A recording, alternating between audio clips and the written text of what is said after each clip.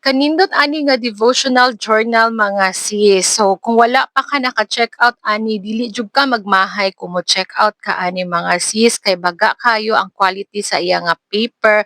Unya 90 pages na ni siya mga sis.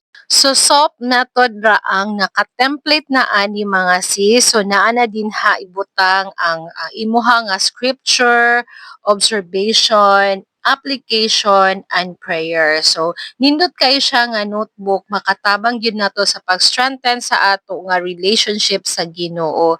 So baga iyaha nga quality sa iyaha nga paper ug mauna na ang flow na template na syud siya daan. So naa na diha sa taas ang scripture, observation, prayer, and imuha nga kato nga flow sa method. So nindot kaayo ni mga sis. So mas mulig-on pag yun ang ato nga relationship sa Ginoo. So unsa pa may imo gipaabot diha ang link ani naara sa atong yellow basket. So check out na ta mga sis.